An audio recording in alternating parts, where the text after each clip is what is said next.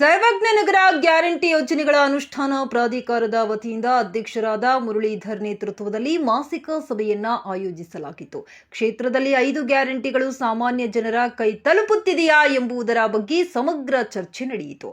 ಅನೇಕ ಜನ ಸದಸ್ಯರು ತಮ್ಮ ಸಲಹೆ ಸೂಚನೆಗಳನ್ನು ಅಧ್ಯಕ್ಷರು ಹಾಗೂ ನೋಡೆಲ್ ಅಧಿಕಾರಿಗಳ ಗಮನಕ್ಕೆ ತಂದರು. ಈ ಸಂದರ್ಭದಲ್ಲಿ ಮಾಧ್ಯಮದೊಂದಿಗೆ ಮಾತನಾಡಿದ ಅಧ್ಯಕ್ಷರಾದ ಮುರಳೀಧರ್, ನಮ್ಮ ಸಚಿವರಾದ ಕೆಜೆ ಜಾರ್ಜ್ ರವರ ಆದೇಶದಂತೆ 5 ಗ್ಯಾರಂಟಿಗಳು ಪ್ರತಿ ಮನೆಗೆ ತಲುಪುತ್ತಿದೆಯಾ ಎಂಬುದನ್ನು ತಿಳಿಯಲು ನಮ್ಮ ಸಮಿತಿಯ ವತಿಯಿಂದ ಪ್ರತಿ ಮನೆಗೆ ಭೇಟಿ ಕೊಟ್ಟು ಅವರ ಕುಂದುಕೊರತೆಗಳನ್ನು ಆಲಿಸಲು ನಿರ್ಧಾರ ಮಾಡಿದ್ದೇವೆ.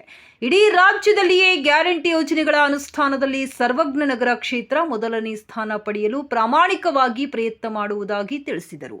ಈ ಸಂದರ್ಭದಲ್ಲಿ ಬ್ಲಾಕ್ ಅಧ್ಯಕ್ಷರಾದ ಪುಲಿಕೇಶಿ, ಕೆಜೆ ಜಾರ್ಜ್ ರವರ ರಾಜಕೀಯ ಕಾರ್ಯದರ್ಶಿಗಳಾದಂಥ ಮೆನನ್, ಎಲ್ಲಾ ಇಲಾಖೆಯ ನೋಡಲ್ ಅಧಿಕಾರಿಗಳು, ಎಲ್ಲ ಸದಸ್ಯರು ಸರ್ವಜ್ಞ ಕ್ಷೇತ್ರದ ಬಿಬಿಎಂಪಿ ಗ್ಯಾರಂಟಿ ಯೋಜನೆಗಳ ಅನುಷ್ಠಾನ ಮಂಡಳಿಯ ಕಚೇರಿಯಲ್ಲಿ ಮೊದಲನೇ ಸಭೆ, ಮಾಸಿಕ ಸಭೆ ನಡೆಸಲಾಯಿತು.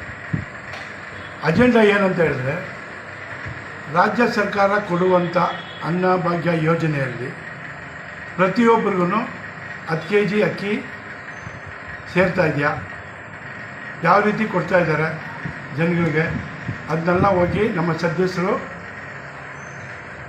ಇನ್ಸ್ಪೆಕ್ಷನ್ ಮಾಡಬೇಕಾಗಿದೆ, ಪರಿಶೀಲನೆ ಮಾಡಬೇಕು. ಕೆಲವು ಜಾಗಗಳಲ್ಲಿ 8 kg 6 kg ಕೊಡುವಂಥ ಪದ್ಧತಿಗಳೆಲ್ಲ ಮಾಡ್ಕೊಂಡಿದ್ರು.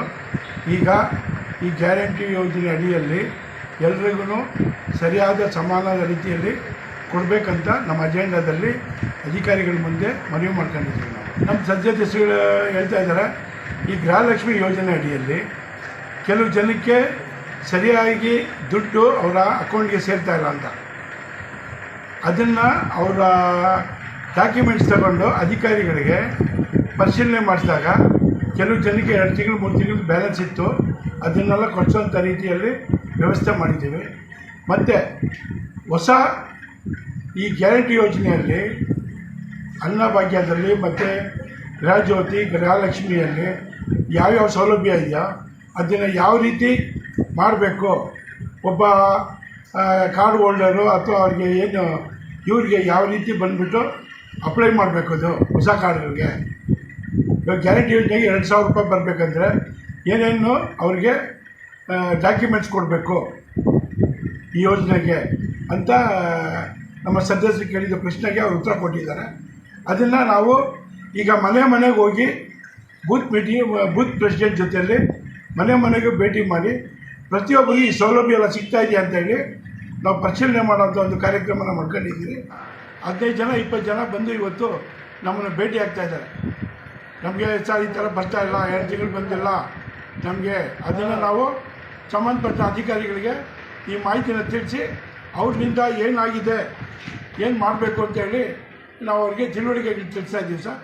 ಅಂತ ಕೆಜೆ ಜಾರ್ಜ್ ಅಣ್ಣವರು ಇವತ್ತು ಏನು ಪವರ್ ಮಿನಿಸ್ಟ್ರು ಪವರ್ ಅದೇ ಥರ ಪವರ್ ಮಾಡ್ಕೊಂಡಿದ್ದಾರೆ.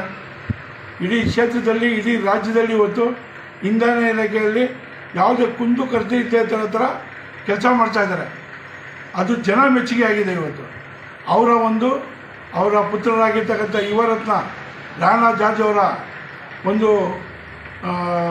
ಆದೇಶದ ಮೇಲೆ, ಸರ್ಕಾರದ ಆದೇಶದ ಮೇಲೆ, ಬಿಬಿಎಂಪಿ ಗ್ಯಾರಂಟಿ ಆದೇಶದ ಮೇಲೆ ನಾವು ಸರಿಯಾದ ರೀತಿಯಲ್ಲಿ ಸಭೆಗಳು, ಕಾರ್ಯಗಳನ್ನ ನಡೆಸ್ಕೊಂಡು ಹೋಗ್ತಾ ಇದ್ದೀರಿ.